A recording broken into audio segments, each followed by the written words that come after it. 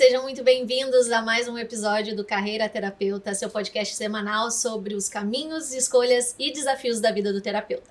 Eu me chamo Rafaela Mel e aqui você vai conhecer alguns dos profissionais que decidiram viver essa belíssima profissão com coragem e entrega. Hoje eu tenho a alegria de receber o Emílio Francischetti. Emílio, seja muito bem-vindo, obrigada pela tua presença. Muito obrigado, Rafa. Emílio, vamos começar? Queria que você brevemente se apresentasse, fala para o pessoal quem você é, o que você faz e qual é a linha que você trabalha. Prazer, me chamo Emílio Francischetti, sou psicólogo clínico formado, pós-graduado em Psicologia Clínica e Filosofia Aplicada aqui pelo Instituto mesmo e atendo na clínica, uma clínica particular minha, de falar 95% online em casa e 5% eu atendo numa paróquia, enfim. Mas é tudo em casa, tudo online e, bom, esse é o meu trabalho. Tenho também uma clínica social, mais baratinha, para atender justamente essa demanda que nunca acaba.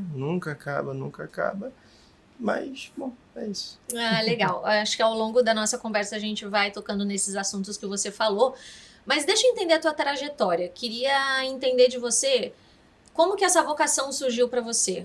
A ideia de cursar psicologia, se foi a sua primeira escolha, se foi a sua primeira escolha de graduação, como é que foi isso? Como é que esse chamado apareceu na tua vida?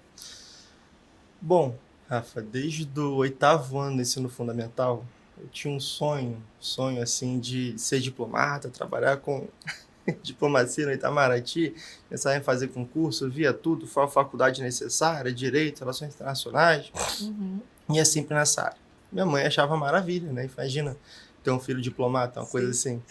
Mas, né, a gente vai crescendo, a gente vai amadurecendo. E aí eu fui mudando um pouco, mas no 3º ano do ensino médio eu decidi que seria melhor fazer a psicologia, ir pro lado da psicologia. Por quê? Né, eu brinco muito com meus pacientes sobre a relação da responsabilidade, né? Da vocação, sentido de vida, que está perto da gente e não longe. Então, eu sonhava ser diplomata para ir salvar, ajudar as pessoas na África, alimentar quem tem fome em países distantes e tal. E, na verdade, eu via que perto de mim eu tinha muito a fazer, tinha muito a ajudar. Eu sempre gostei de escutar, de conversar, sempre fui bom, sempre... E as pessoas vinham até mim para a gente conversar, para falar, para desabafarem. Eu escutava e tinha muita paciência. E, bom, falei, parece que tem alguma coisa aí. E aí eu fui para o lado da psicologia. E aí, quando eu contei para minha mãe a decisão da Rolou mudança... uma pequena frustração. Lembro, eu estava no carro, a gente estava na Leroy Merlin, que fica aqui perto, né? Acho que eu desci do carro e voltei para casa de ônibus, assim. No auge dos meus 17 anos. Tamanha rebeldia, foi um ato de rebeldia. Tamanha foi a confusão, a briga, enfim. Mas tenho muito a agradecer minha mãe, se não fosse ela, bom, não estaria aqui, não teria feito a faculdade. Ela quem pagou as certificações, então tenho tudo a agradecer a ela. Mas foi essa a história. Tá, e como que foi o teu processo? Vamos falar um pouquinho da tua formação? Porque... Você falou, né, a questão da faculdade, falou um pouquinho da certificação também. Queria entender esse ponto. O que a faculdade te deu de base, o que a faculdade te serviu e por que você viu a necessidade de buscar a certificação, como você tocou no ponto agora. Fala um pouquinho dessa tua formação, como é que foi? Eu cursei na UF, na Federal Fluminense, em Volta Redonda, aqui no interior do estado. Só que, também eu poderia ter sido o melhor aluno, poderia, mas também eu não encontrava o que era a verdadeira psicologia ali na faculdade. Né? Ou era Freud, era psicanálise de um lado, ou era TCC de outro lado. Só que se eu olhar para cada uma dessas escolas, nenhuma delas explica bem o que é o ser humano. Né? Quem nós somos, nossas intenções, nossos projetos, nossas finalidades, nossos objetivos. E aí, bom, a gente tem a psicanálise, que vai enxergar da pessoa humana, onde tudo nasce aqui do ventre, tudo nasce aqui do corpo, né? Nosso espírito, nossa alma, nossos sentimentos. Aí vai enxergar o TCC, que nos olha só como meros animais. Animais mais evoluidinhos, animais mais sofisticados. Então, bom, na faculdade a gente fica meio acuado ali, né? O que faz mais sentido para mim? O que faz mais sentido na minha perspectiva de fé, de crença, de doutrina? O que faz mais sentido, que melhor encaixa aqui na maneira como eu já enxergo o mundo? Né? Da época já praticava religião já há algum tempinho. Você é católico? Sou católico. Já tinha certas noções de doutrina, certas noções da psicologia católica, certas noções da antropologia, metafísica, e olhava e, bom, Freud não dá. Não é capaz de explicar toda a dimensão do ser humano e toda a complexidade nesse sentido. Eu acho que é anticristão mesmo, assim. É outro lado. Tem umas coisas interessantes, umas percepções muito bacanas, mas você pegar aquilo e conseguir integrar em um modelo maior. E aí você vai para o outro lado, tem a TCC, que parece mais legal, que parece mais tranquila, que parece menos ideológica, de fato é, né? Só que também não responde a tudo plenamente. Então, como assim? Eu não sou livre? Eu não tenho liberdade?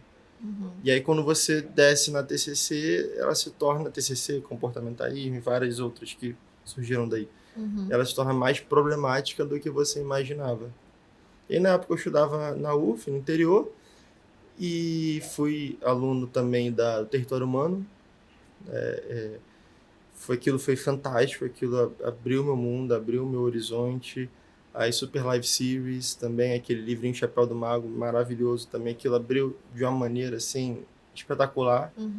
E aí quando lançou a certificação, já era algo que os alunos já ansiavam há muito tempo. Algo mais concreto, mais estruturado, mais profundo, daquilo que a gente já vinha estudando em cursos, livros, palestras, congressos soltos, né? Sim. E então eu vi aquilo e, bom, precisei entrar naquilo. E ainda bem que eu entrei, aquela primeira turma foi maravilhosa. O número de conexões que a gente fez, né? Amizades, conhecimentos, e aquilo foi demais. Aí, coitada, falei da minha mãe, né? Então, voltei a minha mãe. Ela pagou para mim a primeira turma, o segundo também, a primeira certificação, a segunda certificação. E aí eu estava em Volta Redonda e estava muito descontente com tudo. Na época eu não gostava daquela cidade, não tinha algumas amizades, mas tinha mais problema do que amizade. Na faculdade eu estava na época do estágio, isso logo depois da pandemia, né? 2020, 2021 ali. Eu consegui um estágio, mas o estágio era um grupo de escuta no serviço público de atendimento a senhores de idade. Então, ia lá escutar as histórias do grupo de amizade dos senhores de idade e relatar como fosse um programa de rádio contando aquelas histórias. Aí, é interessante, mas como estágio... Limitado até né? Pelo que você desejava fazer, né? É interessante como um projeto pessoal, assim, né? Um projeto ali. Não como um estágio, já depois de 4, 5 anos de curso. Tava doido para começar a atender, já tava tanta coisa ali segurando e caiu nesse estágio. E aí, então, decidi sair da cidade, Volta Redonda, voltei para cá, e aí foi quando a certificação lançou. E foi, de fato, a melhor decisão disparada. Perdi um diploma de federal. Perdi, tudo bem. Mas o que eu ganhei, retornando, entrando na certificação, fazendo as amizades, acredito ser muito maior. Sim. Acredito ser muito maior. Tipo, eu não estaria aqui, assim, não estaria aqui falando se não fosse essa decisão. Então foi muito bem feito. Sim. E vamos falar um pouquinho do primeiro atendimento. Como é que foi isso para você?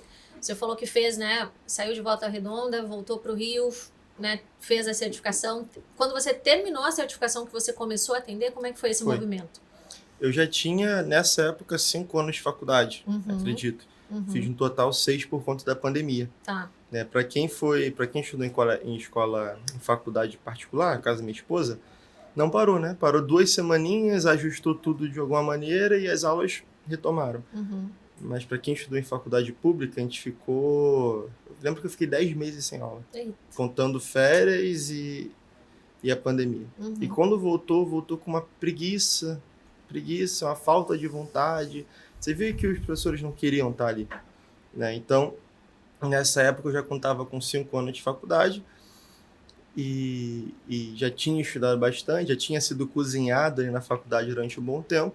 E aí, logo quando terminou a certificação, eu conheci a Vanusa, que foi a minha supervisora Tá. no início da clínica. A gente ficou junto 1 ano e meio, 2 anos até o meu casamento. Uhum. E ela me acompanhou nesse início e eu tinha um dinheirinho guardado. Acho que não Tá. era R$ 2.000 e dava para pagar 3 meses de supervisão sem ganhar nada. Então eu tinha uma meta, né? Uhum. Então eu preciso, em 3 meses, pelo menos ganhar R$ 600 por mês, que eu Certo. já pago minha supervisão e Uhum. não fico no vermelho, né? Então eu comecei a divulgar nos grupos, Tá. comecei a divulgar no meu Instagram. E a Uhum. partir daí fui ganhando alguns primeiros pacientes. Uhum. Na época eu cobrava R$ 60 a hora, Tá. né? O atendimento barato, mas Uhum. era justamente para conseguir público, para encher minha agenda, para conseguir os primeiros pacientes. E a partir daí eu fui aumentando o preço gradativamente. Ganhando né? experiência. Claro. Também não era justo um moleque recém-formado, Uhum. né, chegar querendo cobrar R$ 200. Peraí, eu Sim. tô começando agora. Sim. Então, eu abri como preço social, né, mas era meu preço cheio, normal. Uhum. E aí fui conseguindo os primeiros pacientes. E aí E a aí? mágica da internet, né, das nossas amizades e contatos. Era Uhum. paciente do interior do Rio Grande do Sul, do interior de Santa Catarina, daqui do Rio, de São Paulo, de Minas, Nordeste, Norte, fora do país, Uhum. Portugal. Ai, isso é muito interessante, isso é um Sim. mundo, isso é um mundo. Mas foi por aí. Aí eu terminei a certificação, Uhum. olhei para mim mesmo, vi que eu estava pronto, preparado, tinha certa bagagem e, bom, depois de um tempo, não tem jeito. Você precisa desse ato de Precisa ir. coragem, né, para ir. Precisa ir, Uhum. precisa ir. Então, eu ainda estava terminando a faculdade, Uhum. no 6º ano, já aqui no Rio. Uhum. E aí eu comecei a atender alguns casos ali sociais, com a supervisão. E é o caminho que eu indico para todo mundo hoje. Não acho, não creio que exista outro, senão esse. Tá. Uma hora tem que se lançar e com supervisão, nunca Tá. sozinho. Explica para o pessoal que não entende muito esse processo, qual que é a função desse supervisor, como que funciona o trabalho, assim, de forma bem prática. Você que consegue os pacientes, aí você atende, ele atende junto, ou você passa depois o que aconteceu na sessão. Explica como que funciona esse processo da supervisão. Claro. A supervisão vai muito do supervisor. Tá. E cada um faz de uma maneira diferente. Uhum. Na época, ela me dava aulas, eu levava aulas teóricas, eu levava os casos para ela. Quando comecei a ter mais casos, a gente ocupava a supervisão só conversando sobre eles. Uhum. Quando não, ela trazia pontos de melhora, pontos de interesse, aqueles, né, justamente como que é as primeiras sessões, o que você precisa fazer nas primeiras sessões. Uhum. Esse foi o meu caso. Ela não atendia comigo, eram os meus pacientes, era tudo eu que conseguia, e ela só me dava a base, o sustento ali para começar. Uhum. Mas há outras maneiras também. Hoje eu faço um pequeno grupo de supervisão, nada muito grande, e eu tendo também nessa paróquia que eu falei. Uhum. Lá eu já conheci um rapaz, a gente voltou a se aproximar, também faz faculdade, na mesma faculdade que eu me formei. Uhum. Eu falei, cara, começa a atender logo, vai. Tá com um menino do tamanho da minha filha, assim, 9 meses, da mesma idade. Uhum. Menino novinho, trabalhando como Uber, terminando faculdade, com problemas ainda financeiros. Uhum. Eu falei, cara, vai, começa a atender aqui na igreja, eu te dou supervisão, não precisa me pagar nada. E ele foi começando a pegar os primeiros pacientes na igreja, na paróquia, que vão buscar esse atendimento clínico lá. Uhum. E tem. As igrejas, o bom é que elas alcançam tanta gente que nem imagina, assim. Uhum. E a igreja católica, mas, sei lá, acho que 80% lá é ateu, é agnóstico, é evangélico, tudo quanto é religião. Sim. E aí começou a atender lá, e aí, bom, ele traz os casos e a gente debate. Legal. E também há uma terceira modalidade em que o supervisor participa com o terapeuta nesse inicinho nos atendimentos. Uhum. Isso tudo, claro, é bom que seja avisado para o paciente, para que ele saiba onde ele está pisando, né, e que há ali um estagiário que está sendo acompanhado ali, os dois na mesma sala, ou às vezes numa sala separada, ele observando, né, acontecendo na hora, e tudo mais. Isso é um pouco mais raro, é um pouco mais difícil. Na faculdade onde eu me formei não foi assim, no estágio clínico, no SPA, mas também existe esse modelo. Eu não cheguei a acompanhar, mas a galera do CLT, eu acho que foi assim. Curso livre modelo. para terapeutas, né? Isso. Do projeto social da Associação Marcílio. Isso. Tá. Eu acho que foi assim. Uhum. Eles entravam na sala online, entrava o supervisor, explicava a dinâmica do paciente, o paciente aceitava, já sabia previamente como que era, e aí o terapeuta, o recém-formado, ia conduzindo, e aí quando o supervisor achava que ele fez alguma besteira, ele ia intervia. Uhum. É. Você falou de 2 modalidades, né? Que quase 95% do teu atendimento é online e você faz esse trabalho social na paróquia? Social e também egoísta um pouco também. Não. Não, mas isso é uma questão que a gente pode falar em relação a essa remuneração e tudo mais. Mas quais as diferenças que você vê do atendimento online para o presencial? Prós e contras, o que você gosta mais ou o que você sente mais dificuldade, principalmente para quem está começando e tem essa dificuldade de entender como se colocar, né? Ou quais são as dificuldades e pontos positivos de cada modalidade nesse sentido. Sim. Eu gosto muito mais do presencial. Uhum. É muito melhor. Por quê? Vamos lá. É menos cansativo para o terapeuta. Tá. Tem esse ponto. E você consegue ficar mais inteiro ali na sessão. Tem casos que eu atendo pelo WhatsApp. Porque já é um senhorzinho, uma senhorinha, já não sabe entrar ali, mexer no... Aí eu ligo pelo WhatsApp, é mais fácil, a pessoa atende, apoia o celular na mesa e a gente conversa. Uhum. É horrível porque fica aparecendo mensagem. Sim. Aí Distrai, né? Distrai. Tá. Aí minha esposa manda mensagem, tipo, é pra eu ver depois, não tem problema. Mas ela manda mensagem, aí eu vi que apareceu uma notificaçãozinha, pô, será que aconteceu alguma coisa? Meu filho, Imagina a emergência. Uhum. E aí sim, pra você manter a atenção, não é que você manter a atenção mais difícil, é que tem mais coisas que te distraem. Tá. Quando você está presencialmente, igual a gente está aqui agora... É olho no olho, né? Olho no olho. Tá. Olho no olho. Já tive a experiência de atender pessoas presencialmente, depois termos que transicionar para online. Não que eu não consiga fazer uma boa terapia, né? Não está nesse ponto. Mas eu percebo ali que cai um pouco. Tá. Que a gente se torna um pouco mais distante. Entende? Talvez a coisa se torne um pouco mais difícil de progredir. Eu vejo que o presencial... Não é que o online seja ruim, o presencial acaba sendo melhor. Tá. Né? Fica mais pessoal, fica mais próximo. Entende? Então, eu acho que todo mundo tem que ter a experiência de atender presencialmente. Nem que seja poucas vezes, algumas vezes, mas eu acho que todo mundo tem que ter essa experiência. Só que o online chegou para ficar. Não tem Principalmente depois da pandemia, as pessoas habituaram a esse formato com mais facilidade, né? Sobretudo aqui no Rio de Janeiro, em São Paulo, BH, os grandes centros. Eu atendo pessoas no Rio, atendo um rapaz que mora no meu bairro. Ele não quer presencial, ele quer online. Não, exatamente. Exatamente. Porque se fosse presencial, provavelmente teria que gastar com estacionamento no local, né? Teria que sair de casa meia hora, 40 minutos mais cedo, morando no mesmo bairro, né? Chegar em casa 40 minutos depois. Sim. E online ali é só ligar. Te liga a tela, ali entra na chamada, acabou, já está em casa, pronto. Já está no trabalho, pronto. Não precisa desse deslocamento. Então, o online ele chegou para ficar definitivamente e não vai mudar. Não vai voltar. Pretendo um dia ter meu consultório, né? Enfim, mas é mais como um escritório do que propriamente um consultório tradicional. Né? E, bom, esse rapaz mora no meu bairro, mas eu moro no Recreio, na zona Oeste, e tem um rapaz que mora na Zona Sul, trabalha na Zona Sul, outro na Zona Norte. Imagina, 1h30 para chegar no meu consultório. Faz diferença. Ou eu 1h30 para chegar no consultório lá na Zona Sul. Essa facilidade do online acaba fazendo com que a gente, inclusive, consiga atender mais pessoas ao longo do dia. Muito mais. Hoje em dia você tem uma média de quantos atendimentos por dia? Como é que você organiza a sua agenda? Como é que funciona isso? Hoje eu tenho uma média 5 por dia.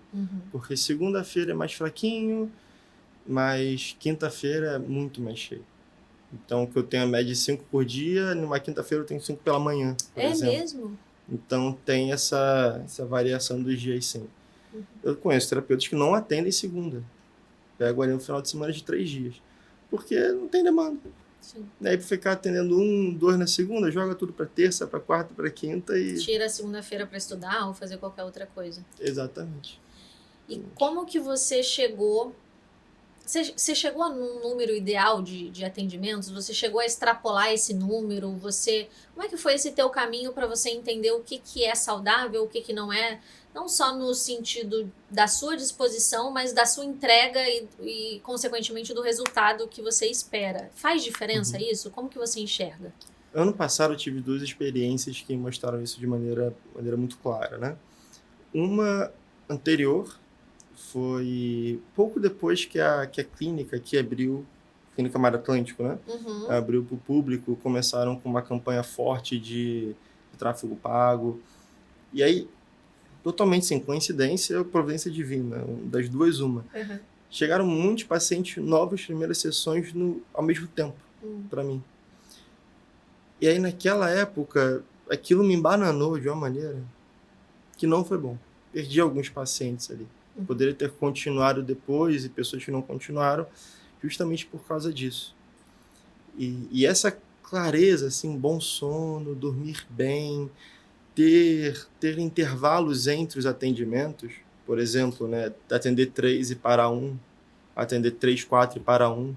Isso é muito importante, que você consegue voltar lá, revisar material, né, parar, descansar um pouco, assim, abstrair a cabeça, sair do meu escritório, do meu quarto, ir para a sala, ficar meia hora com a minha filha, brincar, dar um alívio para a Thaís também, para ela fazer outras coisas. Né? Isso parece bobo, mas acaba se tornando muito importante quando você tem uma rotina puxada de muitos atendimentos, um atrás do outro. E o segundo foi, também não muito depois desse episódio, foi um burnout. Tive um burnout em outubro. Minha filha tinha 1 mês, coisa assim. E aí? Foi processo, enfim, depois de 1 ano e meio, 2, de muito estresse. É engraçado que no dia, um dia tranquilo, assim, eu atendi pouco, 2, 3, era uma segunda-feira, era pouca gente. Não tinha muitas coisas para fazer além dos atendimentos, então foi bem devagarinho o dia. Saí, fui fazer meu Muay Thai. Quando eu voltei em casa, abri o computador na varanda, clima agradável. Minha visão ficou turva, ficou com uma bola azul no meio. Achei estranho, saí da varanda, desliguei a tela, fiquei meio de lado, assim. E aí fui fazer um comentário na reunião, minha voz embolada, embaralhada, não conseguia falar o que eu tinha em mente. Achei estranho, mas tudo bem. Da vista tinha acontecido outros dias de muito estresse. Aí eu fui fazer uma brincadeira na reunião, também não consegui. Eu maldei, achei estranho. Peguei o primeiro livro que estava próximo, abri uma página aleatória, fui ler tudo embaralhado. Assim, tudo parava em questão de 1 minuto. Não era algo que durava muito tempo. Parava, e aí eu tava um tempo, falava com minha esposa, olhava o livro, conseguia ler. Tipo, era assim.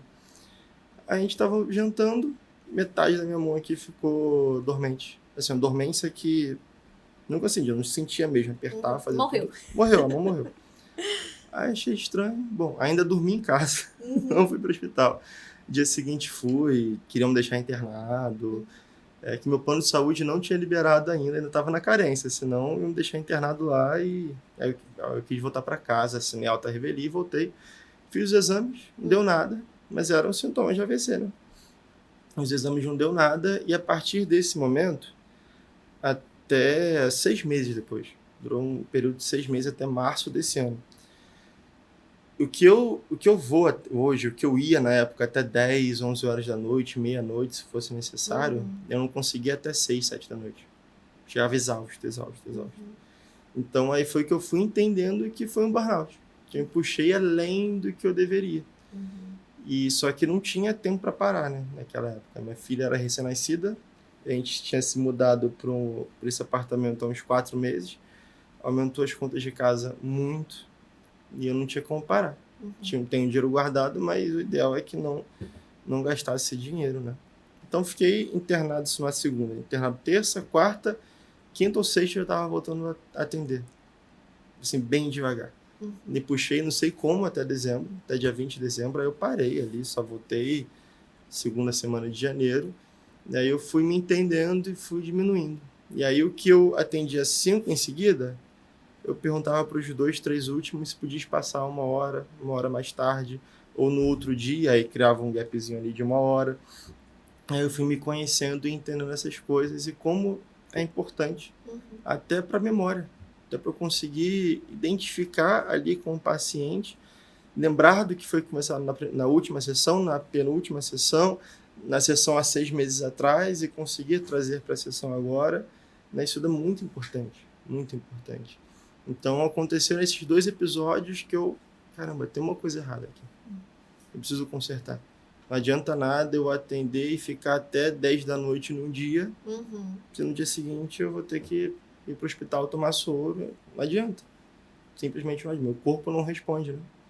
Então, eu fui me conhecendo, fui entendendo esses processos. Com essa liberdade que o terapeuta tem de fazer o seu próprio horário, pode acontecer esse tipo de coisa.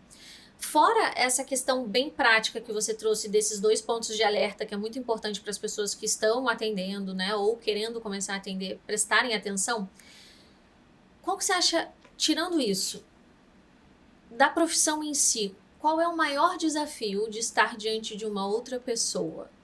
Enquanto terapeuta, o que você enxerga? Perfeito. Uma dificuldade muito grande é que eu tô diante de você, né? Você me exige uma resposta hoje, não semana que vem.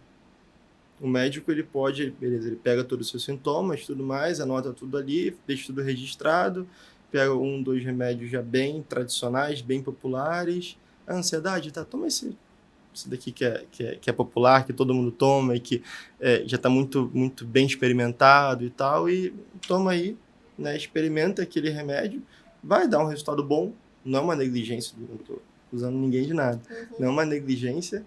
Ele pode levar aquilo para casa, estudar aquele caso, pode levar para o seu supervisor, discutir aquele caso e traçar com calma estratégias para o retorno daquele paciente. O remédio fez efeito? Não fez. Não fez por quê? Troca o remédio, aumenta a dose. Bom, esse caso aqui me parece, por exemplo, um burnout. Me parece, por exemplo, não é uma ansiedade qualquer, é uma bipolaridade, é um borderline. E aí vai ajustando o medicamento e vai evoluindo. Como terapeuta, não. Aliás, a gente tem, claro, entre uma sessão e outra. Mas chega uma pessoa à minha frente e fala que o pai morreu semana passada, assim. Tá, e agora? Assim? Meu pai morreu, tô com esse dado, o que eu faço? Tem como eu parar aqui? Não, deixa eu falar com o meu supervisor, já volto. O que eu faço a partir de agora? Então, você sempre é convocado, chamado, desafiado. Sempre novas histórias. Por mais claro, as histórias, grande parte, elas se repetem. Né? Burnout não deixa de ser um burnout, uma ansiedade não deixa de ser uma ansiedade. Só que cada história, cada paciente é um universo. Então, bom, é ansiedade nessa pessoa, é um luto nessa pessoa, é não sei o que nessa pessoa. Então, como responder não ao luto, não ao perder um pai, mas àquela pessoa que acabou de perder um pai. E aí você vai e traça toda uma história na sua cabeça, toda uma reflexão, memento mori, E aí a pessoa tá falando sobre o pai dela que morreu, no final ela fala, pô, mas eu tô aliviada, meu pai era um canalha. Meu pai fez a gente sofrer durante muito tempo. Eu sou a irmã mais velha de 5 filhos, tinha que cuidar de todo mundo, e com muito cuidado, porque senão eu chegava bêbado em casa e batia, agredia. Minha mãe fugiu de casa, não conseguiu levar a gente. Cara, tu faz o quê? Tu comemora, aí tu solta fogos, tu traz uma champanhe e tu lamenta a morte do cara. O que você faz? A gente faz alguma coisa. Isso já chegou, assim, isso chega pra gente. Isso não é algo incomum. Então, a princípio, é uma notícia ruim, para a pessoa foi uma notícia boa. E ela tá na terapia porque aquilo despertou muitas coisas, muitas ideias, E, sei lá, de repente até culpa por estar sentindo alívio, né? Tanta coisa. Muita coisa pode acontecer. Tanta coisa. Eu falei do chapéu de mago, né? Daquela Super Life Series e tal. E aquilo foi fundamental para mim. Recomendo todos que leiam, porque é a grande postura do terapeuta. Manter-se aberto. Né? O que para mim, poxa, foi uma notícia muito triste quando meu pai faleceu. Não sei, para outra pessoa pode ser que não seja. Pode ser uma notícia maravilhosa. Lembra daquele caso daquela, acho que era sobrinha, neta, não me lembro, que levou o tio Paulo pra assinar um documento. Esses dias eu vi uma notícia também, acho que em Nova Iguaçu, descobriram uma mulher que mantinha o corpo do avô, do pai, sei lá, 2 6 anos. meses, É, 2 não, anos, era uma coisa coisa... assim, pra continuar recebendo a... Ah, que doido, Uhum. que doido. E essa postura em relação ao, ao choque em relação às possibilidades humanas, isso pode ou não aparecer no terapeuta, na sua visão? Total, pode sim. Mas antes de atender, eu fazia supervisão com o Rafael de Abreu, Uhum. uma das turmas de lá, antes de ele vir gravar aqui, né, antes de ele ter sucesso, era uma turma ao vivo com poucas pessoas, e ele contando uma história de uma terapeuta que foi atender, começou a primeira sessão, e o relato da paciente foi que ela tinha feito 5 abortos. O terapeuta, na hora, não aguentou e chorou. Foi chorar. Tudo bem, assim, pô, somos humanos. Somos humanos. Talvez aquela terapeuta mesmo não consiga lidar com alguém que tem essa história. E beleza, tudo bem. Tudo bem. Você perdeu seu pai recentemente, tem, sei lá, 2 meses, imagina. Aí chega alguém que acabou de perder o pai também. Então, pode ser maravilhoso para vocês ajudar ela. Ou não. Pode ser terrível. Ou não. Pode ser terrível. Então, claro, assim, poxa, aquela mulher, ela chorou. Mas não sei, o Rafael não contou a história, se Isso ela foi mesmo... bom ou Não, na digo, condição? se a própria terapeuta, Uhum. se ela tinha perdido um filho, Ah, que estava sim. tentando engravidar há 2, 3 anos, você tinha tentado 2, 3, 4, 5 gestações e nenhuma tinha vingado. Não sei. O Ou por motivo do outros choro motivos. ali, sim. Mas assim, beleza, naquele momento, não acredito que ela tenha perdido o paciente. Uhum.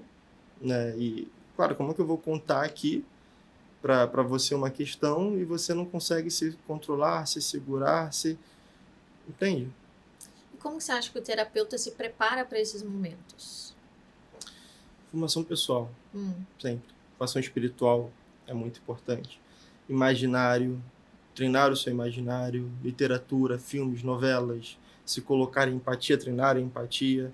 Claro, eu falei, parece que o terapeuta ele tem que ficar como uma estátua, né? Como aquelas estátuas maravilhosas que tem lá no Vaticano, dos apóstolos e tal, né? Sereno, tranquilo, parado, sem esboçar nada. Não, deve esboçar, mas algo condizente, algo contido, algo, puxa, que ao longo de uma primeira sessão, de uma quinta sessão, de uma 20ª sessão, sei lá, você vai contando uma história, aquilo me emociona, eu derramo uma lágrima, isso pode ser, na verdade, o contrário também. Pode gerar uma conexão muito maior, que sem aquela lágrima não aconteceria. Então, mostra para o paciente, para o outro lado, que o terapeuta também está investido naquela história, também está interessado naquela história. Ora, para um filme lhe comover, fazer você chorar, a história precisa ser boa. A história precisa te envolver. A história precisa, né? Até falando em filme, repara se não é assim. Para você chorar, para você rir, para você sentir, para você ter medo em um filme, você tem que viver aquele filme como se fosse uma história real, né? Porque a partir do momento que a gente imagina que tem um cenário aqui, a mágica meio que some, né? A mágica meio que desaparece. Então você tem que estar interessado naquilo como se fosse uma história real. Como se eu estivesse vivendo aquilo junto com os personagens. Como se não só um cara da TV, não só um ator, que já interpretou tantos outros papéis, né? Não só um ator estivesse fingindo uma morte, mas de fato ali aquele personagem estivesse morrendo. Romeu e Julieta, né? Não é alguém que interpreta Romeu, mas não, é Romeu de fato, está morrendo, e eu estou ali, assistindo aquele drama, sou amigo de Romeu, sou amigo de Julieta. Né? Isso é fundamental. Então, essa expressão emocional do terapeuta pode ser muito boa, mas tudo que pode ser muito bom pode ser muito ruim também. Então, precisa ter uma preparação, precisa ter uma imaginação fértil, precisa ter uma boa empatia, porque aquilo vai vir em um momento oportuno. Não é, né? Você tem formação em artes cênicas. Em artes cênicas, né? Não é ficar conversando aqui e pensando, agora é a hora certa para eu chorar. Agora caberia um choro bacana aqui. Não, agora e quando isso acontece, o telespectador percebe, é nítido. E é interessante você tocar nessa questão da arte, dos filmes, da própria artes cênicas em si, porque a certificação traz isso. Foi uma novidade para você quando você viu dentro do escopo da formação da certificação esses elementos, artes cênicas, moda, a própria filosofia? Como é que você viu? Você viu num primeiro momento com estranhamento ou aquilo já fez sentido de cara pra você? Como é que você encarou isso? Achei interessantíssimo. Uhum. De primeira, não entendi nada. De segundo, acho que eu não entendi as aulas do Roberto do Malê até hoje. Ainda tô processando aquilo tudo. Mas, sim, interessantíssimo, porque ninguém fala sobre isso. E aí, se você vai numa faculdade de psicologia, é até engraçado, assim, na transição entre as aulas teóricas para as aulas de estágio, né? Porque vai a galera lá com... É muito interessante, assim, eu não vou saber descrever como acontece, mas vai com umas roupas sujas, esfarrapadas, parece que, sei lá, parece que o cara usou a camisa como lenço e depois vestiu, assim, tipo, nesse nível, sabe? Feio, sujo, fedorento, um mau cuidado horrível. As meninas sempre muito melhores arrumadas, né? Mas ainda assim meio ali desleixados. Essa é a minha experiência na faculdade. Tá. E aí chega o período de estágio, as meninas já vêm super produzidas, maquiadas, belíssimas, e os rapazes, você fica cômico. Aquele rapaz que nunca vestiu uma camisa de botão, assim, social na vida. Coloca pela primeira vez. Coloca a do pai, primeira vez. O sapato, a coisa não combina e tudo mais. Isso é algo natural, né? Você percebe que existem roupas, existem vestimentas, posturas adequadas para cada situação, para cada lugar, para cada ambiente que você vai. Só que isso nunca é falado, isso nunca é ensinado, tanto que até os professores mesmo não Talvez sabem. você corrigir isso é condenado. Né? Total. Você exigir uma certa Total. ordem do teu paciente no sentido físico, material, de aparência, de saúde, de exercício físico, isso, né, muitas vezes é condenado nesse lugar. Completamente. Você pode ser liberal, você pode ser, enfim, estou condenando essas coisas aqui agora. Mas você vai no seu consultório, primeira consulta, no SPA da faculdade, ou seja, nada filtrado, tu não faz ideia de quem vai te atender. Parece um cara barbudo de saia, aquilo quebra total, assim, total. E a terapia não é sobre o terapeuta, é sobre o paciente. Né? Então, como o Paulo diz, né? Para o gentil me fiz gentio, para... Eu sou horrível de decorar frases, assim, textos. Mas para ateniense me fiz ateniense, enfim, né? Para todos me fiz tudo, né? E é um pouco nessa dinâmica.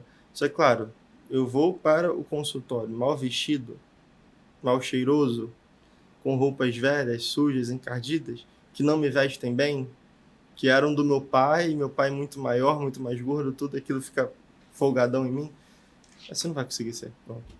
Primeiro impacto que vai ter é de alguém que não está pronto para estar ali. Sim. Não, e o próprio paciente, em alguma medida, quando ele procura o terapeuta, ele está em busca de ordem, né? De ordenar a própria vida ou de ordenar um sofrimento. Quando aparentemente ele já encontra uma outra pessoa que estava numa figura de estabelecer essa ordem, já é desordenada, fica complicado. Completamente. A psicologia moderna ela tenta quebrar um pouco isso, né? De colocar em horizontes o terapeuta e o paciente. Só que esse horizonte não existe. Que a figura de um terapeuta inicialmente vai ser a figura de um pai, vai ser a figura de um mestre, vai ser a figura de um professor, vai ser a figura de alguém que está acima, que já trilhou aqueles caminhos, que já saiu dali, que já passou por esses buracos, né? E que agora pode... Perfeito, é do filósofo que sai da caverna e volta para chamar as pessoas para seguirem aquele caminho. Essa é a grande figura do terapeuta. Né? É claro, estou falando aqui de uma terapia saudável. Sim, e de um processo formativo do próprio terapeuta, perfeito, né? Perfeito. Está falando de uma dinâmica saudável. Quando a gente sai dessa dinâmica saudável, tudo pode acontecer, enfim. Né? Mas não estamos nessa dinâmica, não estamos nessa tradição. A gente fala de uma tradição saudável, quando a gente fala de uma dinâmica saudável, é essa. É importante que o terapeuta esteja lá. O terapeuta se mostra aquele que saiu. E aí uma conversa que eu tive com um amigo meu, que nunca vou esquecer, né? Era ele e na época namorada, hoje esposa, estavam na casa de 2 missionários da comunidade Shalom, não sei se você conhece. Sim. Estavam na casa deles, né? E aí tinham lá muitos filhos e tudo mais. Isso aqui a esposa estava desleixada, completamente cabelo bagunçado, feia, sem maquiagem, roupas qualquer, assim, né? E aí ele virou pra namorada e falou, ó, você ficar assim, eu não quero ter muito filho, não. Esse for o resultado do nosso caminho, eu não quero trilhar esse caminho, não. Mas é verdade, né? Mas é verdade. Caramba, Sim. se esse cara tá me guiando nesse caminho, eu vou parecer minimamente com ele quando eu caminhar. Então, bom, se esse caminho vai me levar em uma casa conturbada, bagunçada, caótica, em que minha esposa se deteriore com o tempo, prefiro não seguir esse caminho. Sim. Prefiro seguir o outro. Sim. Então, isso é muito importante. Isso é muito importante. De alguma maneira, o paciente ele vai enxergar no terapeuta uma figura de ordem que ele quer ter credibilidade naquela Total. pessoa. E como que você funciona em relação à tua formação? É algo que você terminou a faculdade, fez a certificação? Você continua se formando? Assim, o que você faz para que esse trabalho não te deixe numa zona de conforto? Ah, já aprendi tudo que eu tinha para aprender. O que você faz? Quando você estuda com seriedade e coisas belas, coisas ordenadas, coisas santas, né? Você cai no lugar de Sócrates, do só sei que nada sei. Então, quando você vai escavando, vai escavando, vai escavando, vai escavando, vai escavando... Você só sabe que você não sabe nada mesmo e que você tem muita coisa para aprender, né? Tu só sabe que tem mais coisas ao fim do que esteve... Ai, Mira, eu tô escavando há 60 anos. Cara, tem pelo menos mais 180 anos, 3 vezes mais para você escavar pela frente. Sempre que eu venho aqui, né, as câmeras não conseguem pegar porque estão atrás. Mas tem essas bibliotecas aqui, e cada livro, assim, que eu nunca nem sonhei que pudesse existir, sobre temas que eu... Caramba, assim, eu tô apenas vendo a pontinha daquele tema e já tem um cara que escreveu um livro, um calhamaço dessa grossura sobre aquele mesmo tema. Sim. Sempre que eu venho aqui, eu fico impactado com isso, né? Até você brincou, né, o fato de ter assistido as aulas do Malé e falou assim, olha, talvez é um conteúdo que eu ainda tenha que voltar para poder entender, Total. Porque às vezes uma percepção que antes era fechada para você lá atrás, hoje quando você revive esse conteúdo, eu acho isso belíssimo desse conteúdo da certificação, não importa o tempo que é, você pode voltar, por exemplo, nas aulas do Vitor Salles de filosofia e você vai entender Perfeito. a sociedade hoje, você vai entender como que era um pouquinho para trás e o que vai vir para frente. Isso é muito interessante. Você falou que você fez também pós-graduação em filosofia aplicada? Foi. Qual foi a tua motivação de seguir pela filosofia? Antes, você teve contato com a filosofia na certificação ou antes? Como é que foi esse caminho? A psicologia, na verdade, ela é uma filosofia aplicada. Não consegue separar uma coisa da outra. Você pegar a galera... Mas na faculdade de psicologia você tem disciplina de filosofia ou não? Filosofia, com esse nome, só tive 2. Tá. Mentira, tive uma. Tá. O professor dava essa e dava outra. Outra era ética e alguma outra coisa, que é muito próximo, claro, mas... Tá. Então, só tem uma, mas, claro, antropologia vai no mesmo caminho, essa de ética vai pelo mesmo caminho, tantas outras vão pelo mesmo caminho da filosofia. Tá. Então, não tem como você separar uma coisa da outra. E, claro, se eu sou psicanalista, é porque eu tenho toda uma filosofia nietzschiana, de Freud, desenvolvida por Freud, ampliada por Freud, que me leva a entender o mundo e a pessoa humana, porque Sobre nunca uma é só a certa pessoa humana. Perspectiva. De certa forma.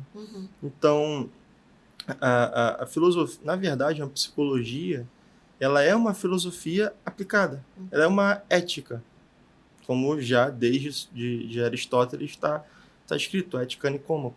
Então, ela é uma ética, e toda ética tem uma filosofia por trás. Ora, se é uma filosofia cristã, ela vai basear aí nos 10 mandamentos, nos pecados, vícios, virtudes, no amor ao próximo, nos evangelhos, ela vai ter aquele escopo. Ora, se é uma filosofia de bases muçulmanas, deixa uma coisa mais simples, né? Ela vai ter outras, vai colocar a jihad lá em cima, vai colocar, né, toda a dinâmica de casal, de mulher e tal, vai colocar ali. E a ética muçulmana vai dizer, olha, você siga esses mandamentos e você vai ser feliz. Haja dessa forma, exista dessa forma, faça as coisas segundo estes critérios e você vai ser feliz. Se eu pego uma budista, a budista é um pouco mais amplo, mas, de certa maneira, ele te ensina que você viver nesses parâmetros, você fazer estas coisas, você vai ser feliz. Ora, Freud, querendo ou não, foi no mesmo nível. Ele falou, se nós quebrarmos aqui o tabu, se nós quebrarmos aqui o totem, você será livre e poderá ser mais feliz do que é hoje. Estará livre. Claro, ele não entende a felicidade nessa dinâmica, ele entende de uma outra forma. Mas, ora, se eu estou quebrando aqui os meus tabus e meus totens, é porque eu tenho uma finalidade com aquilo, de ser mais feliz, ser mais tranquilo, ter mais paz, ter mais uma série de coisas. Então, toda psicologia, na verdade, ela é uma ética de alguma escola da filosofia. E então eu vou aplicar aquela ética com o meu paciente e terei diversas maneiras de fazer, técnicas de fazer. Terei uma forma de apresentar, uma forma de lidar. Ora, se eu apresento uma ética para uma pessoa, só que ela se coloca no exato oposto daquela ética, eu preciso ter calma. A pessoa relata ansiedade, depressões, uso de medicamentos, de drogas e tal. Mas o cara, ele coloca a maconhazinha dele ali como sendo algo vital para ele funcionar. Eu vou atacar isso primeiro? Não. Vou atacar outras coisas. Mostrar como, beleza, é algo vital para ele existir hoje. Mas ele existe hoje com ansiedade, com depressão, com uma série de coisas. Fazer ele enxergar isso. Exatamente. Então eu vou ali pelas beiradas, igual quem come sopa quente, né, até chegar no meio e no meio começar a mudar, apresentar uma nova ética para aquela pessoa, que ela vai aceitar ou não. Ela é livre também.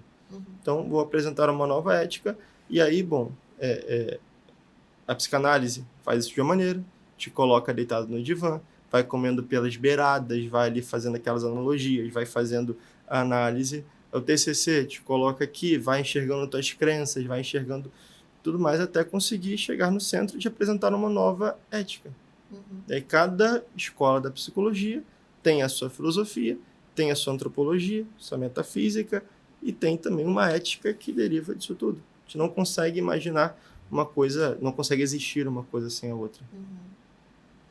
E o que você considera ser fundamental para um bom terapeuta? O que você considera ser um bom terapeuta, na tua visão?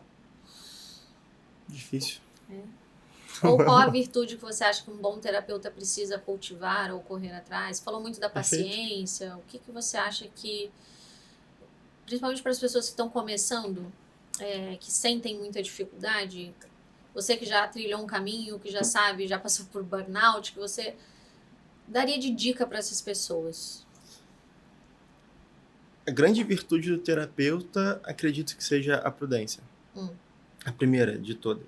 E até existe uma virtude filha da prudência, que agora não vou lembrar o nome, que é justamente a prudência naqueles momentos de emergência. Naqueles momentos de, cara, eu preciso te dar uma resposta nesse minuto. Então, por exemplo, entra um ladrão em casa. O que eu vou fazer? Eu vou me esconder? Vou esconder minha esposa e minha filha? Vou correr para a cozinha pegar uma faca? Vou entrar em combate corpo a corpo com ele? Vou chamar a polícia? O que eu vou fazer? Ora, eu não tenho muito mais do que 30 segundos para responder essas perguntas. Para decidir. Ou eu faço agora, ou a gente vai acabar se rendendo ali sem nada. Então, essas virtudes talvez sejam as principais. E quando um terapeuta consegue ser prudente, acho que ele já conseguiu aí muita coisa. Mas, claro, quando a gente fala um bom terapeuta, não deixa de ser uma boa pessoa. E quem é a boa pessoa? O que é ter um bom caráter? É ter as 4 virtudes, sobretudo. Da prudência, da justiça, da temperança e da fortaleza. Então, um terapeuta que consegue organizar essas coisas e desenvolver por esse caminho, ele vai ser um bom profissional, sem dúvida. E, claro, vem a paciência para escutar, vem conseguir fazer uma postura de escutar antes de julgar aquela pessoa, julgar aqui saber apresentar as coisas no momento certo, no tempo certo, e saber trabalhar essa acolhida. Então, o cara pode ser muito virtuoso, mas se ele é meio frio, será que ele vai conseguir conectar? Trabalhar essa saída, é saber ler o paciente e acolhê-lo, abraçá-lo nas demandas dele, onde ele quer. Não adianta nada o cara ser muito virtuoso, ser um santo na terra, mas se chega aqui no consultório, te escuta pela metade e dar algo pronto. Claro, se você seguir aquilo pronto, vai dar certo, assim, não vai dar errado. Mas ele não conseguiu vender a ideia. Porque aquilo é melhor. Então, responder o que é ser um bom terapeuta é difícil. Não é uma tarefa fácil. Eu brinco com os meus alunos de que talvez seja a profissão mais difícil de você ter um feedback. Porque a pessoa pode te amar, o paciente te amar, mas e se você não conseguir desenvolver ele bem? Não conseguir desenvolver aquilo que foi proposto? Você pode escutar ele, ter uma puta acolhida, amá-lo, ser um verdadeiro amigo, mas se o cara passa 3 anos e não evolui, Você não vê melhora. tu não foi um bom terapeuta. Mas aquele paciente vai te indicar até pra mãe, pra todo mundo. Mas não necessariamente você é um bom terapeuta. Ou você pode ser alguém mais rígido, a pessoa melhorar bastante, a pessoa sair das suas consultas como um outro homem, uma outra mulher, passar 1 ano ali, 1 ano e meio, 2 em terapia, sair transformado. Só que como você é mais seco, mais rígido, mais direto ao ponto, a pessoa pode ter ali certas... mas ele não me acolheu bem. Mas tal coisa. Mas tal outra. Bom, chegou onde queria chegar, não chegou? Então deu certo. Muito mais fácil avaliar um mecânico de carro, por exemplo. Funcionou, tá ótimo. Funcionou, né? tá bom. Ora, se não perdeu os parafusos e se depois de consertar não tá vazando óleo e o carro tá funcionando sem barulho, então tá bom. Funcionou, é um bom mecânico. Um bom terapeuta é muito mais difícil. Tanto que nossos pacientes não sabem avaliar nosso trabalho. Isso é muito delicado, porque eles não sabem avaliar nosso trabalho. Eu já perdi pacientes que o rapaz chegou falando que eu não acolhi ele bem e tudo mais, e por isso que não era o que ele queria no momento, que ele achava que precisava no momento e tudo mais. Só que, definitivamente, o que ele não precisava era ser acolhido. Rapaz mais velho, já quase 40, já casado já há alguns anos, querem ter filhos e tá desenvolvendo carreira ali para ganhar mais, não sabe se fica no próprio trabalho, se vai para um outro com chances de ganhar mais e tal. Assim, o que ele não precisava era ser acolhido. E aí, se eu tomo uma postura de acolhimento incondicional, de fazer carinho, passar a mão na cabeça e tudo mais, ele pode me amar, mas não vai ser o que ele precisa. Não vai ser o que vai gerar resultados. Talvez deixe ele até pior que quando ele chegou. Isso é muito grave, né? Sim. O terapeuta tem que ter essa responsabilidade. Sim. Você falou que em relação aos teus alunos, eu acho que há uma demanda muito grande, principalmente em relação a esses primeiros atendimentos. Sim. A gente já até estava conversando um pouquinho aqui, né, antes de começar o podcast. Você está com um programa dentro da faculdade que você dá aula sobre os primeiros passos de um atendimento. Vamos falar para as pessoas que estão nos ouvindo, que ainda estão com essa dificuldade de começar, para além desse conhecimento e de tudo que a gente trouxe aqui, um panorama desses primeiros passos, o que você considera ser essencial? Maravilha, maravilha. Muitas pessoas vêm para a faculdade procurando transição de carreira. Né? Trabalharam anos e anos em administração, ali com papel, com RH. Não, e é possível que muita gente que esteja nos ouvindo agora esteja pensando justamente nessa transição de carreira. É bem capaz. Sim, bem capaz. Que fez psicologia, mas nunca exerceu, trabalhou em RH, trabalhou em psicologia do esporte durante tanto tempo, né?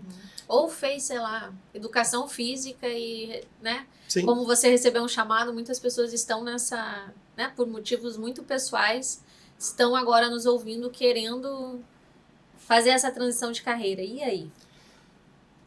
E aí me perguntam, né?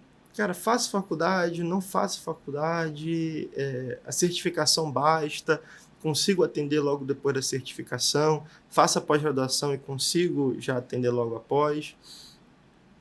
E aí eu sempre questiono a pessoa, vejo quem ela é, formação dela, como que ela chegou nessa área e também o momento da vida daquela pessoa. Será que ela vai ter a capacidade, né? O saco, a paciência para fazer 5 anos de uma faculdade, que você vai sentir que 70% é perda de tempo? Eu acho que vai. O rapaz é novo, tem 20 anos, a menina é nova, tem 20 e poucos anos, tem tempo de investir. Maravilha. Pô, tem 30 anos, 3 filhos pequenos, ainda para criar. Cara, acho que agora não é o momento. Mas o bom da faculdade, ainda assim, e não é muito falado no nosso meio, né? Pelo contrário, é mais criticado, é que te coloca ali para ser cozinhado. Usei essa expressão comigo mesmo, assim, depois de 5 anos cozinhado na faculdade, né? Vi que eu estava pronto. Mas aí você fica cozinhando ali.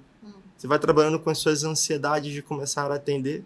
Você já entra na primeira... Eu acho que 90% entra na faculdade de psicologia querendo clínica, né? Pelo menos. Nem todos, nem 90% vão para a clínica, mas acho que todo mundo entra querendo. Aí você fica ali cozinhado, talvez desde o primeiro período. Chega já pensando no atendimento. E, cara, quando você chega para atender, você já tem um imaginário construído. Você já passou ali 5, 4 anos conversando com seus colegas, conversando com os professores. Pode ser que a coisa seja muito... Poderia ser mais concisa, poderia ser mais rápida, poderia ser melhor aproveitado o tempo? Poderia. Mas esse tempo que a gente perde, aquilo vai moldando o nosso ser, moldando o nosso caráter, mudando a nossa personalidade, para que a gente chegue e tenha a postura de um terapeuta. Que é radicalmente diferente de eu chegar em 6 meses de estudos, depois de 40 anos trabalhando na administração em RH, ter essa postura. É o que muita gente critica... Precisa virar uma chave. Precisa. É o que muita gente critica com os coaches. Né? Precisa ter uma postura de terapeuta. E então é bom que você tenha calma, cuidado e, claro, autoconhecimento e honestidade consigo próprio. De entender o seu lugar, o seu momento, quem você é, como que você se imagina ali como terapeuta. Você nunca fez terapia, é bom pensar em fazer um pouco antes, nem que seja 6 meses. Legal, para ter essa experiência do paciente. Sim. E de entrar num consultório clínico pela primeira vez, não como o terapeuta, não como profissional, mas como alguém que vai lá para ser acolhido, né? Isso é muito importante. Tá. Então, para quem está começando agora, acho que é essencial. Esse autoconhecimento, de onde eu estou. Às vezes, não, falei da igreja. Lá é R$30 meia hora. Né? Procurar uma igreja próxima, começar lá oferecendo R$30 a 1 hora, não sei. Né? Começar a oferecer ali de graça. Ter um primeiro contato com essa postura. E claro, assim, por mais que alguém inexperiente, você tem uma família, você constrói aquilo bem, você ama as pessoas e tal, mal você não vai fazer. Então, procura esses lugares que tem pessoas que precisam ser amadas, né? Começa a oferecer o seu trabalho ali, começa a ter as primeiras experiências ali. A pessoa está pagando pouquíssimo também, então é compreensivo, né? Procura um supervisor e ali com o tempo você vai se mudando essa carcaça aqui de terapeuta. Eu acho que a aula do Malé, voltando lá atrás, né? É interessante por isso, porque a gente assume papéis. Eu não posso ser o mesmo com uma senhora de 70 anos, viúva, e com um rapaz de 16. E é importantíssima a honestidade do terapeuta. Você não deixa de ser você mesmo, né? Isso que ele fala muito nas aulas. Você não deixa de ser o Emílio, mas você vai entender a necessidade da outra pessoa que está diante de você e saber jogar com isso. Exatamente. É ter essa dinâmica. Eu não deixo de ser Emílio, mas se a gente se encontra aqui é uma coisa. Se a gente se encontra na praia, sábado, de tarde, depois do almoço, é outra, total. Sim. Total, né? Então, claro, eu tenho papéis a interpretar. E aí vai ser um papel com um rapaz de 16 anos e outro papel com uma senhora de 70. E apesar de eu estar mais próximo em idade com um rapaz de 16, eu me dou muito melhor com a senhora de 70. Eu não sei por quê, só sei que é assim. Então é mais honesto que, beleza, assim, rapazes de 16, eu tive essa experiência já algumas vezes, não preciso arriscar mais, eu não me dou bem. Você não atende? Aí você não atende? Eu acho melhor não. Tá. Eu não atendo. Até, inclusive, chegou, acho que agora no final de semana, lá para a clínica da faculdade, um rapaz menor de idade. Não tem dado nenhum ali, não sei quantos anos tem e tudo mais. Mas eu acho melhor já mandar no grupo, falar assim, pessoal, marcaram aqui para mim um rapaz com essas características. Eu não me sinto bem em atendê-lo. E tudo bem para o terapeuta saber isso, né? Perfeito, tudo bem. É minha limitação.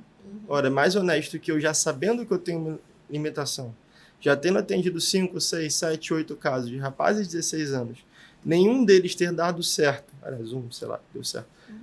Dado certo. Não é melhor eu pegar isso e passar para um colega que é melhor e lida melhor com essa com essa faixa etária, é muito melhor, assim, tanto para minha imagem pessoal, o paciente não vai ficar mal, a mãe do paciente não vai ficar mal, e se ela precisa, o marido precisa, um filho mais velho, né, de mais de 20 anos precisa e tal, ela vai me procurar, isso acontece também, né? É melhor essa postura do que você levar ali, sabendo que você não se dá bem, Isso com medo passa, de errar. e passa credibilidade, você Passa dizer, muita olha, credibilidade. eu não, né, não atendo essa faixa etária. A pessoa cria uma credibilidade, né, isso Total. passa credibilidade e fala, olha, ele não está me enrolando, ele não quer só o meu dinheiro, ele Total. está de fato preocupado com a melhora do meu filho e ele não diz que não é Perfeito. capaz de atender. Então, o terapeuta ele tem que ter esse autoconhecimento, essa responsabilidade de fazer isso e tá tudo bem. Tá tudo bem. Porque aí a mãe procura pro filho. Aí, conversando com a terapeuta do filho, a mãe vê que precisa também. A terapeuta do filho não pode atender a terapeuta. A terapeuta do filho não pode atender a mãe. Quem que ela vai procurar? Vai ser eu. Vai ser eu. Ela vai voltar para mim. O marido vai voltar para mim. Alguém ali, ela vai indicar e vai voltar para mim. Então, assim, não tem perda nessa situação. É claro, se eu tô ali pegando tudo e todos porque eu preciso de dinheiro, eu tô investido em ganhar mais dinheiro, isso é terrível. Mas, de fato, é um lugar de rever a posição de terapeuta. Então, é esse lugar, assim, eu preciso ser um com um rapazinho de 16 e outro com a senhora de 70. Sem deixar de ser eu, claro. Mas as gírias vão ser diferentes, as expressões vão ser diferentes e que eu falo um palavrão, por exemplo, com um paciente da minha idade, um pouco mais velho, eu vou evitar de falar com a senhora de 70 anos, que vai escandalizar. Então, claro, preciso exercer um papel ali. Você falou em relação a essa motivação, às vezes financeira. O que sustenta a tua vocação hoje? Você passou um pouquinho aqui da tua história, você falou que teve um momento onde você não pôde deixar de atender, né? Tem esse momento onde o financeiro às vezes fala mais alto, mas você que já passou por essa experiência, talvez você enxergue a sua vocação hoje de uma maneira diferente. Como que você vê a sua vocação como terapeuta? Isso é muito importante, é uma ótima pergunta, assim. Naquela época eu não podia mesmo parar de atender questões práticas, financeiras. Eu atendi bem, tá? Não fui, sim, assim, uma coisa prudente, não claro. tem relação com a outra. Mas eu vi que eu estava muito cansado. E naquele período, e eu fiz isso, né? Quando eu chegava, eu tenho um paciente até hoje, desde antes daquela época, que é 9 horas da noite e a gente não consegue outro horário. É o único rapaz, assim, 16 anos que eu consegui fazer dar certo, né? Então, assim, quando tem férias no colégio dele, a gente coloca para meio da tarde, de manhã, a gente consegue mudar, mas era o único que eu não consegui mudar, assim, de tão tarde da noite. E aconteceu, eu falei assim, cara, eu não tô bem hoje, a gente pode marcar para amanhã? Aí ele, pô, o que aconteceu? Tá tudo bem? Eu falei, não, tô tranquilo, assim, eu só tô me sentindo, sei lá, minha visão ficou embaçada, eu tô mais cansado, tô me sentindo assim, eu vou deitar na cama, desligar a TV, desligar as luzes e vou dormir mais cedo hoje, eu vou ficar um pouco na sala, não sei. Mas tá tranquilo, só preciso descansar. Aí a gente remarcou pro dia seguinte, para sábado de manhã, enfim, achou uma outra agenda, remarcou, beleza. Eu ainda fui fiel, ainda cumpri o acordo, o que eu prometi, mas eu soube ali os meus limites. E aí eu tô com ele, aí imagina, minha vista começa a voltar a embaçar. Aí todo Você aquele já problema de novo. desconecta, né? Total, completamente. E aí, foi do financeiro. É importante, não tem como não ser. Né? Sobretudo que lá em casa a minha renda é a única renda. E é justo que a gente receba por um Nosso bom trabalho. Isso tem que Exatamente. ficar claro também, porque isso passa muito na cabeça dos terapeutas, porque a gente já conversa com muitas pessoas e principalmente quando você se envolve com uma pessoa ou você quer a melhora daquela pessoa, é justo que você receba por um trabalho bem feito. É justo. Esse lugar ele não pode aparecer na nossa cabeça. É justo, é uma questão de justiça. Né? Se você faz um trabalho bem feito, que você receba e saiba cobrar para isso. É muito interessante na certificação também, a gente tem a escola de negócios e tem uma série de de outras aulas que colocam a gente também nesse lugar para a gente pensar nessa perspectiva que é importante. Exatamente. Né? Que a gente seja remunerado e bem remunerado por aquilo que a gente faz com excelência. Lá naquela primeira aula, dos primeiros passos na introdução, falaram no comentário para falar sobre precificação, né? Sugeriram no comentário para falar sobre precificação. Eu posso falar, não tem problema, mas eu sou horrível, não sou bom. Tem gente que fala muito melhor, define isso muito melhor, porque tem um toque ali de vocação pessoal naquilo, de, cara, meu preço é tal, mas eu tenho agenda para atender essa pessoa precisa, mas ela não consegue pagar tanto, ela consegue pagar R$ 150 a menos. Pô, deixa eu atender aquela pessoa. Eu falo para ela assim, poxa, desculpa, não vou te atender porque você não tem dinheiro para me pagar. Não sei, eu tenho um coração mole, eu não consigo. Sim. Não consigo ter essa frieza. Mas assim, o dinheiro também é importante, né? Em casa, desde que minha filha nasceu, minha esposa não quis voltar a trabalhar. E eu também não quis que ela voltasse. Muito melhor ela em casa, cuidando da casa, cuidando da nossa filha, do que praticamente o que ela ganhava antes. Metade ia para uma creche, para ser cuidada por pessoas estranhas. A metade para uma creche, acho que a outra metade é para a fórmula, né? Cuidada por pessoas estranhas, pessoas que não amam ela em particular, para sair do leite materno, que é muito melhor, e para o leite de fórmula, se não tem necessidade disso. Né? Sou profissional liberal, a esposa também é profissional liberal. Claro, tem muitas empresas muito boas que dão auxílio creche, auxílio uma série de coisas, e que maravilhoso, ajuda bastante mesmo. Não era a nossa realidade. Então, tirar minha esposa de casa, para quase todo o dinheiro dela ser usado para sustentar a nossa filha fora de casa, vai para quê? Então, lá em casa, minha renda ficou única. Então, isso traz preocupações. Assim, poxa, mas querendo ou não, esse rapaz ele vai me dar mais dinheiro de 6 anos. Não atendo? Será que não vai faltar? Será que não vai ficar melhor com o dinheiro que ele me trouxer? Então, é uma preocupação. E a clínica, ela é um pouco ingrata. Por quê? Você, repara, marca um médico, seja de plano ou seja particular. Qual a chance do médico já ter cabelo branco? Quer ser formado há 40 anos.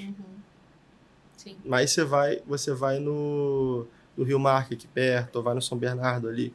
Qual que é a chance do médico do plantão ser um rapaz jovem? É muito maior. Porque a clínica você demora para formar uma clínica. Claro que com as redes sociais hoje isso pode ser muito mais rápido, mas você demora para formar uma clínica. Então, de início, a coisa é muito, muito incerta. Pode chegar um mês e você receber 3, 4 novos pacientes e a sua renda aumentar 50%. Beleza, nos próximos 2 meses você vai perder 5 pacientes, tua renda vai cair de novo. E é algo incerto, algo que deixa preocupado. Então a clínica ela é meio ingrata nesse campo. Então, se você não tiver um bom planejamento financeiro e um bom controle si próprio, né, da sua ganância, da sua avareza, né, do seu amor ao dinheiro, isso pode subir e desordenar as coisas. E até pensando num ponto de transição de carreira, e essa é uma coisa que para muitas pessoas que estão começando é assim, não precisa largar a sua profissão antiga de imediato, vai fazendo as coisas, né, vai entendendo essa nova profissão, vai se colocando nesse lugar, vai começando a atender, e à medida que você se dedicando, estudando, tendo uma boa base, as coisas vão acontecendo. É meio que progressivo nesse sentido. Mas a gente estava falando sobre vocação. Como é que você enxerga a sua vocação hoje? Perfeito. Bom, fala de vocação. Sempre algo delicado, mais complexo, né? O que é uma vocação em si? Esse chamado pessoal. A minha vocação humana é como terapeuta? Para minha vida inteira, morrerei fazendo isso? Não sei, talvez Deus me chame para outros lados, talvez outras coisas apareçam, né? Talvez, não sei, faça um mestrado, comece a lecionar numa faculdade, e aí a partir desse momento deixe de ajudar 1 a 1, comece a ajudar 1 a 20, 1 a 30, 1 a 40. Uma vocação é sempre uma responsabilidade. Essas duas coisas não podem ter sentidos diferentes. Devem Estarem ser distintas, separadas. Separadas, devem ser até sinônimos, né? Ora, eu tenho responsabilidade já. Uma delas é com meus pacientes. Uma delas é com a minha profissão. Outra delas é com o meu matrimônio. Outra delas é com a minha filha. Outra delas são com meus amigos. Outra delas é com a minha mãe, com a minha família, com a minha afilhada, com o meu irmão. São ali responsabilidades que vão me chamar, que vão me evocar.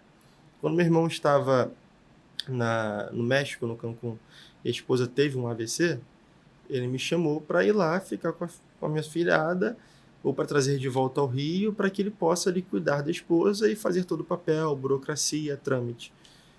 Então, bom, vai. O que é mais importante? Que eu faça os meus atendimentos de quinta e sexta-feira, ou que eu vá para o México buscar minha afilhada? Ah, Emílio, mas sua vocação é ser terapeuta. Não, peraí. A vocação primeiro é ser Emílio. Primeiro é ser filho de Deus. Primeiro é ser, né, cristão. Depois vem uma outra série de coisas que vão me vocar, que vão me chamar, que vão ser maiores ou menores do que as outras.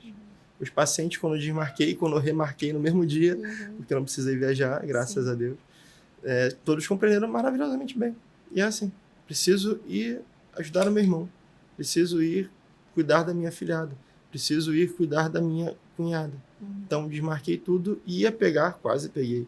Estava com todos os documentos separados e vendo o trâmite para trazer ela de volta para o Brasil e tal, um dia para o outro. Então, isso é uma grande vocação. Como não é? Como não ser um grande chamado? Então, uma vocação é uma responsabilidade e ela pode mudar durante o tempo. Mas enquanto eu estou aqui como terapeuta, eu devo estar profundamente como terapeuta. Devo estar dando o meu melhor, o meu máximo. E aí, falamos de formação também. Como separar a formação de um terapeuta da formação de uma pessoa humana? Claro, não são formações diferentes. Muito do que eu passo para os meus pacientes é aquilo que eu já li, aquilo que eu conheço, aquilo que foi fundamental para mim e que é fundamental para ele naquele momento. Então, é uma pessoa que, a exemplo do sacerdote, né, ela se separa da sociedade, né, se separa das preocupações, por exemplo, com a engenharia, com a administração, com a contabilidade, dessas formações mais técnicas e específicas, para fazer uma formação humana mais ampla, que também está acesso a todos, né, não é exclusivo do terapeuta, nada que o psicólogo estuda, que o terapeuta estuda é exclusivo dele, é aberto a todos, é amplo. Eu me separo para cuidar apenas dessas coisas, para me especializar nessas coisas, para aprofundar nessas coisas e poder usá-las para cada paciente, para cada um, para cada aluno, para cada cliente, chame como quiser, né? E vou separando aquilo e apresentando, seja de fato, aqui, Rafaela, toma esse livro, leia, é muito bom. Rafaela, assista a Super Live Series, é maravilhosa. Ou até, né, lendo aquele livro e trazendo as ideias daquele autor, daquele livro, daquela ideia, para o setting. Então, ser terapeuta é ser essa pessoa que decide, né, abandonar todos os outros estudos, todos os outros interesses. Eu não sei nada, assim. Fazer uma coisa em casa, meu sogro vem e troca pra gente. Meu sogro, inclusive, está vindo aqui para consertar a máquina de lavar. Muito bom, muito bom. Que quebrou máquina de lavar, dia seguinte quebrou o micro-ondas. Que maravilha. Ele levou o micro-ondas para casa, que é menorzinho, consertou, tá trazendo de volta. Já vai consertar a máquina. Agora vem consertar a máquina. Enfim, né? Mas, olha, eu vou parar aqui para aprender a consertar uma máquina. Eu vou aqui parar para preparar a aula de segunda-feira, que é justamente a primeira e a segunda sessão. Bom, prioridade, né? Vocação. Então, eu tenho muito pouco. Claro, tenho como interesse como hobby, mas é hobby. Deixa para depois. Né? Não é aquilo que me evoca agora. Né? Para preparar para estar em outras coisas, em outros lugares. E são esses lugares, exatamente. Da filosofia, da teologia, da metafísica. São esses lugares. Então, e bom, se eu estudo essas coisas, como não formar o meu pessoal? Impossível. Impossível. O eu meu, do Emílio, e do terapeuta estão íntimos. Não tem como separar. Eu estudo a física de edificações para construir esse prédio lindo aqui. Isso me forma muito pouco, né? Meu ser homem, meu ser pessoa, meu ser Emílio. Mas as coisas que eu estudo como terapeuta, e talvez seja o mais fascinante de todos esses estudos, eles me formam intimamente em quem eu sou. Então uma grande responsabilidade essa formação e esse estudo, né? Não. Emílio, muito obrigada. Eu adorei nosso papo. Foi ótimo. Você quer deixar um recado especial, um último recado, um agradecimento, uma palavra final? Bom, vale a pena. É uma profissão linda, é uma profissão muito bacana. E, claro, todas as profissões, elas são uma vocação. Seja da moça aqui que, né, quando eu cheguei, me ofereceu uma água com gás, isso faz toda a diferença, me ofereceu um café, isso é maravilhoso. Só que, convenhamos, assim, existem profissões que você encontra uma vocação pessoal naquilo que você faz ali 8 horas por dia, 40 horas por semana, mais fácil do que outras. Talvez você não consiga ali encontrar tão facilmente no escritório de contabilidade, fazendo ali, calculando os benefícios do trabalhador ao ser demitido. Assim. Talvez você tenha mais dificuldade. Mas existe também. Porque, ora, se não existir essa pessoa que faz isso, aquele trabalhador ele é mandado embora sem aquilo que ele é justo que ele receba, ele tem que procurar um advogado para reaver aquilo que está escrito, que deveria ter recebido, e a empresa, em vez de pagar 5 mil, paga 15 mil. Ora, olha só como que você prejudica a vida de tantas pessoas ao seu redor. E cada profissão ela tem um escopo que ela consegue alcançar. E esse escopo é muito bom, muito profundo, só que eu entendo perfeitamente as pessoas que demoram um pouco mais para entender o sentido da vida, ou que se perguntam, né? Pô, mas eu tô aqui minha vida inteira para que uma empresa cresça. Não é tão assim, né? Uma empresa cresce, quantas pessoas não crescem juntos? Quantos funcionários? Contrata tanta gente, paga o salário de tantas pessoas. Isso é uma coisa que os antigos tinham mais noção e que a gente perdeu muito. Esse sentido nas pequenas coisas. Exatamente. Em Volta Redonda, a cidade começou pela CSN, a Siderúrgica Nacional, né? Lá da época de Getúlio e tudo mais. Você conversa com a galera mais velha, 60, 70, 80, eles têm um carinho lá pela CSN. E eles falam que foi a CSN que colocou comida no prato, foi a CSN que pagou o estudo dos filhos, pagou a faculdade, permitiu que o filho agora... O cara saiu, sei lá, do sertão do Cariri, roçava a terra, os pais roçavam a terra, ele veio, trabalhou na CSN e a filha agora está estudando em Turim, na Itália. Incrível. Ele tem um carinho pela CSN que permitiu que tudo isso acontecesse. Então, de fato, é uma coisa que a gente tem perdido, esse sentido de vocação, né, pessoal na minha vida diária. E como que isso tira as pessoas do viver do hoje, né? Para o momento presente. Então, eu acho que é isso. E, claro, como terapeuta, o campo de atuação é enorme. E quando você, como terapeuta, começa a atender outros terapeutas, é ainda maior. Porque você atende 20, por exemplo. E aquela pessoa, um dos que você atende mais 20. Quando você se torna supervisor, é isso. Então, olha, você já indiretamente está alcançando 40, 50, 60 pessoas. E o escopo, né? E é isso, claro, traz muito mais responsabilidade. Quanto mais nos é dado, mais nos é cobrado.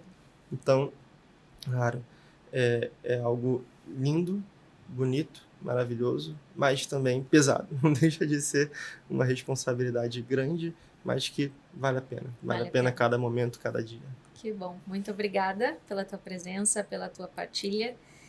E espero que a gente possa se encontrar outras vezes e bater mais papos como esse, tá bom? Eu que agradeço o convite. Sempre que precisar, estou aqui. Maravilha.